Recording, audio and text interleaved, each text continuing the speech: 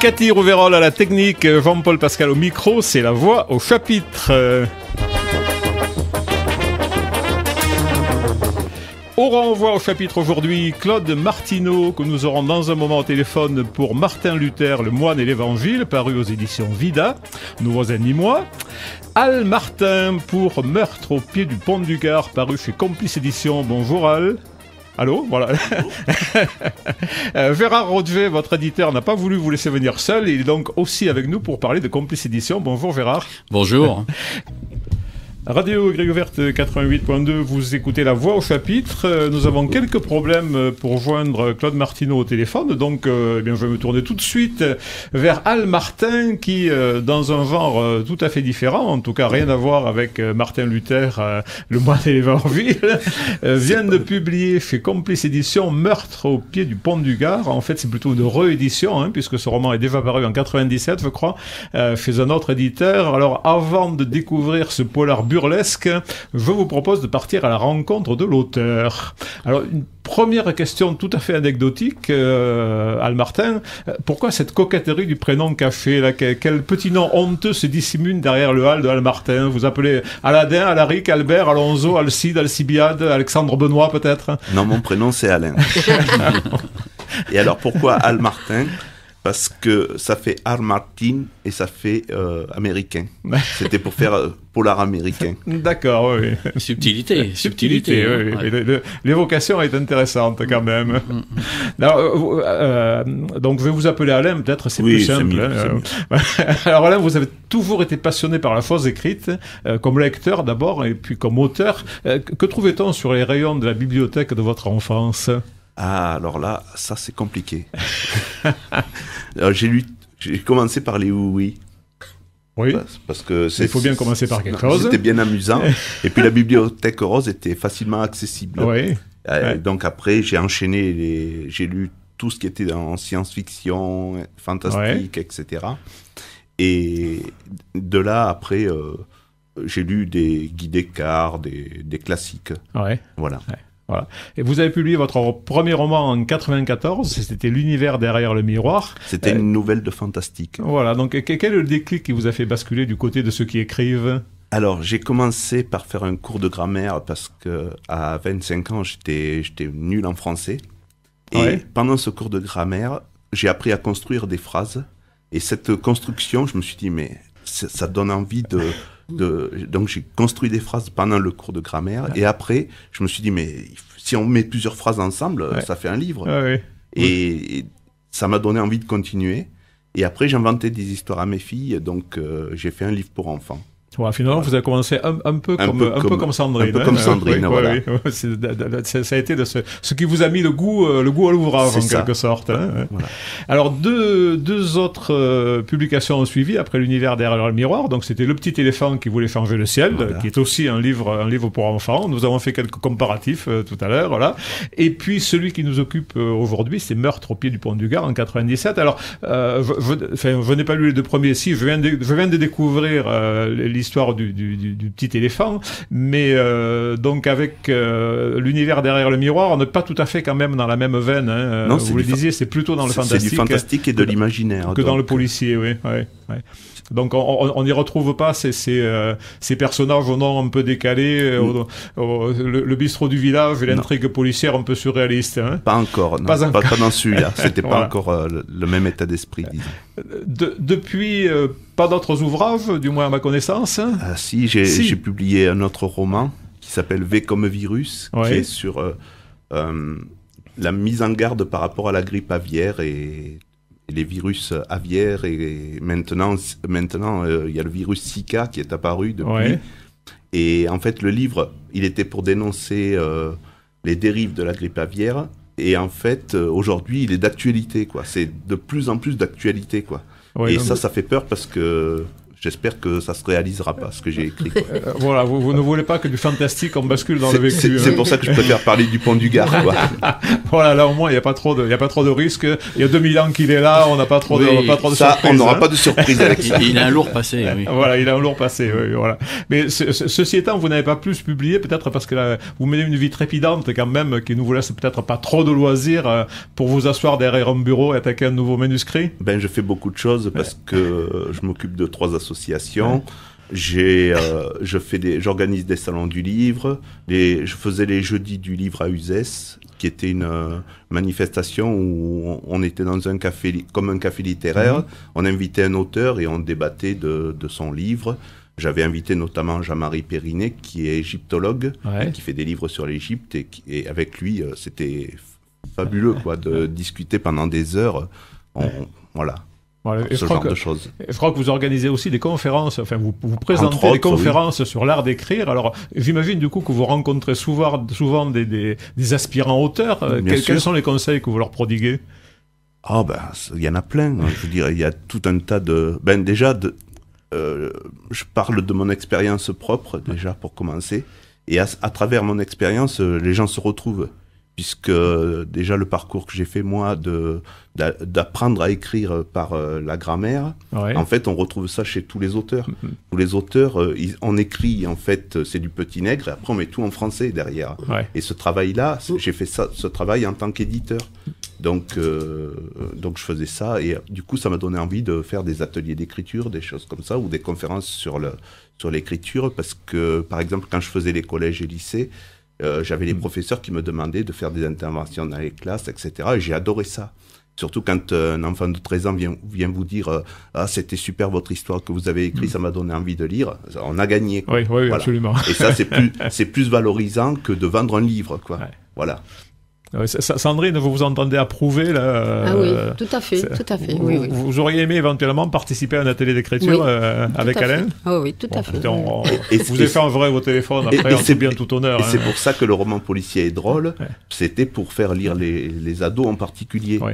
C'est pour s'adapter à ce public-là, en fait. Je pense qu'effectivement, les ados peuvent tout à fait se retrouver dans ce policier burlesque. Et donc j'en ai un qui m'a dit, moi je ne lis pas de livres policiers, mais le vôtre m'a donné envie de lire des romans policiers. Quoi, voilà. Oui, enfin, voilà, je pense que ce côté... Bon, il y a un peu d'humour potache aussi, hein, bien sûr. Dans ce que vous écrivez. Donc, je pense que forcément, des adolescents peuvent s'y retrouver. Hein. Alors, si vous voulez, dernière chose aussi que j'oubliais, vous trempez aussi, enfin, vous avez trempé dans une comédie musicale qui s'appelle L'Étoile d'Alexandrie, qui a parcouru un peu le département ces dernières années. Alors, un mot quand même de ce qui semble être une belle aventure. Hein. Alors, c'est encore Jean-Marie Périnet, mon ami égyptologue qui avait fait une comédie musicale, et il m'a intégré en tant que légionnaire à l'intérieur de la comédie musicale. C'était très amusant, on a fait une 30aine de représentations, moi j'ai adoré faire ça. En plus moi je chante pas bien, du coup moi j'avais juste à faire le meuble. Oui, vous faisiez la lebardier. Voilà, donc du coup c'était assez rigolo. Mais apprendre toute la technique de la comédie musicale, et c'était super intéressant. Et voilà, jouer ça, c'était marrant. Alors, on va en revenir, si vous voulez, à Meurtre au pied du pont du Gard, à moins que Gérard n'ait des choses à ajouter sur la carrière de son poulain. Non, je suis content qu'il soit édité chez nous, parce qu'il était beaucoup en auto-édition avant. Et comme je dis, quand on s'auto-édite, on se reconnaît soi-même, mais on n'est pas reconnu par les autres. Seule une maison d'édition reconnaît un auteur. Et je suis content pour Alain, parce que c'est une reconnaissance, une vraie. Et ma foi, je suis très fier, oui. Et depuis qu'on a sorti le livre chez Complice Édition, j'ai 3 demandes d'amis sur Facebook par jour. Voilà. Donc je trouve que ce succès-là, je le dois un petit peu à Gérard. Oui, mais là, vous avez choisi un bon éditeur, je confirme. Oui, mais c'est vrai qu'on est bien accompagné et que ça fait plaisir d'être chez Complice Édition pour ça. C'est bien. Voilà, effectivement, c'est pas pour rien que ça s'appelle Complice Édition. Oui, exactement. Exactement. Pour rencontrer relativement souvent des auteurs qui sont chez Complice Édition, je me rends compte qu'il y a effectivement cette belle complicité entre l'auteur et l'éditeur, ce qui est relativement rare, parce que assez souvent les auteurs quand même sont plutôt tout revendicatif par rapport à leur éditeur. Hein. Oui, non, et puis l'éditeur en général fait que de la vente, alors que là c'est une vraie complicité justement, c'est différent. Le nom du Complice Édition vient de ça, c'est-à-dire que je ne veux pas des auteurs chez moi, je veux des complices. Voilà, c'est-à-dire que si quelqu'un ne part... D'ailleurs, il y a une clause qui n'est pas écrite mais qui est dite formellement, c'est que dès qu'un auteur signe chez Complice Édition, le tutoiement est de rigueur. Je dis pour les futurs auteurs, le tutoiement est de rigueur. Et quel que soit l'âge, la condition et la condition sociale, ça importe peu. On perd son statut d'auteur dans son coin et on devient un complice et on participe à la marge de la société. Ouais, je pense que c'est une bonne chose. Revenons-en à votre meurtre au pied du pont du Gard, Alain. Donc vous sous-titrez Polar burlesque. Alors Polar burlesque, c'est un genre quand même où, mis à part l'immense Frédéric Dard, les auteurs ne se bousculent pas quand même. Hein. Pourquoi est-ce que vous avez eu envie d'aller vers un genre aussi particulier? Alors pas du tout Frédéric Dard. J'en ai lu un ou deux, mais c'est pas du tout mon état d'esprit. Mais donc Polar burlesque est une idée de Gérard. Mais ça va très bien avec le livre. Ça colle très bien à l'état d'esprit. L'état d'esprit, c'était, je voulais que les gens s'amusent à lire un roman policier, alors que habituellement ça saigne à toutes les pages, quoi. Donc là, je voulais faire quelque chose de vraiment différent, entre autres pour être plus accessible par les adolescents. Oui, là, l'hémoglobine est relativement discrète quand même. Là, il tombe du pont, il se scratch et puis voilà, terminé. Donc voilà. À part ça, après, il y a plus de violence et de tout ce qu'on trouve dans les romans policiers qui en font le charme du roman policier aussi. Mais voilà, je voulais faire vraiment quelque chose de différent. Juste pour donner le ton du livre, on peut peut-être donner le nom du japonais qui tombe du pont. Ah, on peut le dire, qui tombe d'en haut. Voilà. Voilà. Et tout le reste est à l'avenant. Tout est enchaîné quand même, comme ça. Voilà. Alors, j'aime bien Léon Sétou, le patron du bar. Léon Sétou, voilà. Lui, il me plaît beaucoup. C'est lui qui entame le roman et. Alors, l'intrigue est peut-être un peu difficile à résumer, alors je vais peut-être lâchement vous laisser le faire. Non, c'est un peu compliqué, c'est vrai. C'est vrai que parce qu'en fait, au cours des éditions, c'est la 3e édition, au cours des éditions, l'histoire a beaucoup évolué. Donc j'ai rajouté des inserts au milieu de l'histoire. Et surtout, j'ai une énorme anecdote, c'était que j'écrivais sur l'ordinateur directement. Et au moment du nœud du roman, il y a eu une coupure d'électricité et tout est parti à la poubelle. Et impossible de réécrire le nœud du roman. Donc ça m'a obligé à réécrire tout ce que j'avais écrit. Et jamais ça sera aussi bon que ce que j'avais écrit la première fois. Souvent le premier jet. Alors c'est malheureux parce que le livre il a perdu quelque chose, quoi. Voilà. Alors, du coup, maintenant, vous écrivez à la plume. Non, j'écris sur un cahier avec un crayon en papier et je recopie tout après dans l'ordinateur, ce qui me permet de faire faire une relecture quand je retape tout. Nous, on fait des sauvegardes. Mais je sauvegarde maintenant. Je sauvegarde toutes les 3 minutes maintenant. Il faut enregistrer. Ah oui, non, mais là, je surveille ma barre verte en bas de l'écran et je surveille. Quand j'écris directement sur l'ordinateur, alors, j'aimerais que vous nous parliez un peu quand même des personnages aussi de ce roman, parce qu'ils sont tous assez pittoresques. On peut en parler. Oui. Et peut-être voilà, c'est déjà ce choix de leur donner des noms calembours, hein, et en plus de mettre le choix en abîme en faisant s'interroger vos gendarmes sur l'étrangeté de tous les noms dans cette enquête. Voilà, ça m'a beaucoup plu. Mais c'était pour mettre le doigt dessus au cas où le lecteur l'aurait pas vu. Mais on prend pas les lecteurs pour des imbéciles, bien sûr. Mais c'était rigolo que l'inspecteur s'en rende compte parce que c'était un peu trop, donc dans la vie ça peut pas se passer, ça peut arriver un nom rigolo comme ça, mais par exemple dans le virus justement j'ai un rigolant, c'est le malade du docteur. D'accord, donc vous êtes un récidiviste quand même. Oui, non mais je garde ça un peu comme une signature, quoi. Donc c'est assez, voilà, donc j'utilise ça dans plusieurs endroits, quoi. Alors, quelques-uns des personnages, donc, je les connais pas roman, tous. J'ai Médicament. Médicament m'a bien plu, celui-là. Qui est le médecin, hein, c'est ça. C'est le médecin, oui. Voilà, puis bon, Léon, Léon c'est tout, on en a parlé, oui. Je réfléchis. Qui tombe d'en haut, bien sûr. Oui, qui tombe d'en haut. L'adjudant chef très chaud, voilà. Ce sont des personnages imaginatifs. Ah oui, j'ai tout dit. Avec des noms pareils, il vaut mieux. Mais il pourrait avoir des noms normaux et puis exister. Non, mais là, c'est... En fait, j'ai choisi ça parce que j'avais du mal à trouver un nom. Quand je cherchais un nom d'un personnage, j'arrivais pas à trouver un nom, puisque tous les noms sont déjà utilisés. Donc, et les noms, c'est des gens. Et moi, je créais des personnages imaginaires. Du coup, il fallait que je leur crée des noms, et j'arrivais pas à créer des noms. Alors je me suis dit, je mets tout le monde en nom rigolo, et en plus, ça rentrait complètement dans l'état d'esprit du roman. Voilà, exactement. Ça fonctionne vraiment bien avec tout le reste du roman. Et c'est pour ça que ça a énormément plu au lecteur. Du coup, je l'ai réutilisé. Alors, vous avez fait un peu comme Sandrine Daniel avec l'aventure d'Aldo, le Dalmatien. Vous n'avez pas choisi l'exotisme. Hein. Vos personnages ne descendent pas le Nil, n'empruntent pas l'Orient Express. Ils pourraient. Voilà, mais ils évoluent dans un cadre familier. Est-ce que c'est aussi une façon de dire votre amour là, pour cette région autour du Zès, où vous habitez et qui vous a vu naître en plus, je crois? Alors justement, donc, je voulais absolument faire un roman sur le pont du Gard et je voulais pas faire un roman historique. Donc le roman policier, pour moi, était évident. Et non seulement ça, mais en plus, je sais plus la question. J'ai oublié le début de la question. Voilà, la question c'était de savoir si dans ce roman vous manifestez aussi votre amour pour cette région. Oui, évidemment. Voilà, évidemment, oui, bien sûr.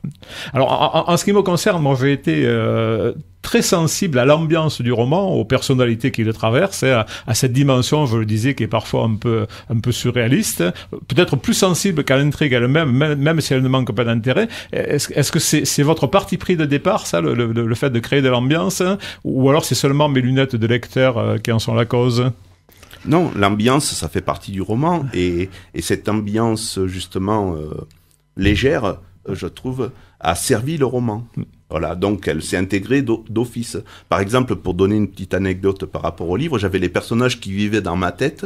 Quand j'allais dormir, eux, ils continuaient à travailler, à vivre. Ah oui. Et quand j'ai eu fini le livre, il a fallu que je les tue parce qu'ils continuent. Le livre était fini et eux, ils continuaient à vivre dans ma tête. Donc, je voulais pas me retrouver avec 30 personnages dans ma tête. Du coup, je les ai tués. Il m'a fallu les tuer vraiment. Physiquement. Oui, dans ma tête.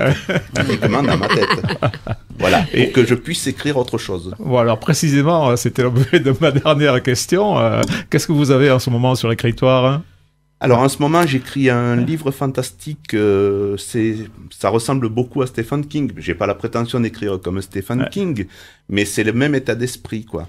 Et le fantastique, c'est quand même quelque chose, c'est dans vos veines. Oui, mais ça, c'est vraiment génial. Le fantastique, c'est vraiment génial. C'est pour ça que je faisais des conférences sur le fantastique aux enfants, parce que c'est un univers qu'ils peuvent appréhender facilement. Voilà. Donc, le fantastique, on crée tout est à créer à partir on part d'un fait simple et on crée tout un univers qui va en découler, quoi. Et ça, c'est fabuleux. Voilà, donc on peut avoir déjà une petite idée sur le prochain. Je veux pas en parler, mais je peux en parler. C'est des livres qui tuent les gens. Voilà. Ah oui. C'est intéressant. On peut dire ça, voilà. Je peux dire ça. C'est intéressant, oui. Alors, on peut faire peut-être un parallèle avec un roman qui s'appelle L'âme de papier. Oui, puis il y a L'âme de papier. Puis même Stephen King a fait Carnet noir là récemment. J'ai vu, il est sorti il y a pas longtemps, et ça ressemble un peu à ça, quoi. Puis il y a d'autres trucs comme ça qui ont été faits sur des livres qui tuent des gens. Voilà, donc le titre de votre polar burlesque, c'est Meurtre au pied du pont du Gard, c'est paru chez Complice Éditions. Dans un instant, nous retrouverons Gérard Rodger pour dire quelques mots sur Complice Éditions. Et il me reste maintenant quelques minutes pour me tourner vers Gérard Rodger pour dire quelques mots. Nous aurons 2 minutes pour parler de Complice Édition. Je me souviens de votre passage dans cette émission, Gérard, alors que le plus clair de l'activité de Complice, c'était l'édition de cartes postales. C'était à combien de temps? 6 ans, 7 ans, 10 ans? Non, pas ça si fait longtemps 3 que ça. ans et demi. Non, oui, comme le temps passe. Oui. Voilà, donc le pari était risqué à l'époque. Est-ce qu'on peut dire aujourd'hui que vous l'avez réussi? Oui, les choses ont progressé de façon étonnante. Au début, il y a 3 ans et demi qu'on a fait les livres, on avait entre 1 à 2 manuscrits tous les 3-4 mois, et aujourd'hui on a 1 manuscrit par jour qui arrive. C'est un bel exemple de vitalité. Hein. Oui, on a été obligé d'étoffer un comité de lecture important. Alors c'est des bénévoles, on a une 40aine de personnes qui lisent les livres. Chaque livre est lu par 4 à 5 personnes différentes. Beau travail, de manière anonyme, c'est-à-dire qu'on ne connaît ni le titre de l'ouvrage ni le nom de l'auteur. Et dans toutes les questions qu'on pose à propos de l'ouvrage, il y a quel titre donneriez-vous à ce livre qui peut nous aider également. Ce qui vous donne un panel intéressant. Voilà, combien de titres actuellement au catalogue de Complices? Je crois 32 titres à vérifier. Et on en sort un dans 3 semaines et un autre 10 jours après. Voilà, c'était l'objet de ma question suivante et probablement dernière. Dernière nouveauté, quoi de neuf en ce début de 2017? Le dernier livre sorti s'appelle Sale temps pour les jumeaux. C'est un livre d'espionnage avec tout ce qui fait un bon livre d'espionnage. Il y a de tout dedans, comme un James Bond. Avec une belle couverture dont je suis très fier d'ailleurs. C'est vrai que ça fait la couverture fait un peu affiche James Bond. Oui, tout à fait, c'est ce que je voulais. On sent l'inspiration. Là. Voilà, c'est une histoire de jumeaux qui tout tourne mal autour d'eux pour un malentendu au départ. Voilà. Et nous allons sortir un livre qui va s'appeler Charlemagne et moi, où on s'aperçoit que peut-être la couronne de Charlemagne a été retrouvée pas loin d'ici. Aïe. Voilà. Et on va sortir après un livre sur les chemins de Compostelle. Très bien. Écoutez, je pense que nous aurons l'occasion d'en reparler probablement avec les auteurs et dans cette émission. En tout cas, merci pour votre présence ce matin, Gérard. Merci, et puis surtout Paul. pour ce travail de fourmi que vous accomplissez pour la lecture et pour la littérature. Merci aussi à Sandrine Niel Garcia pour son livre pour enfants, L'aventure d'Aldo le Dalmatien, qui n'a pas encore d'éditeur, mais peut-être que. Merci à Claude Martineau que nous avions par téléphone depuis Marseille pour Martin Luther, Le mois de l'Évangile, paru chez Vida, et merci à Al Martin pour son meurtre au pied du pont du Gard qui m'a fait passer un agréable moment en compagnie de l'adjudant Jeff Tréchaud. La voix au chapitre s'éteint pour aujourd'hui. Merci aussi à Cathy Rouverol pour la technique et la programmation musicale, et puis merci surtout à vous tous auditeurs fidèles. On se retrouve le mois prochain, 2e lundi de mars. Nous serons le 13 si je ne m'abuse. Au revoir à tous.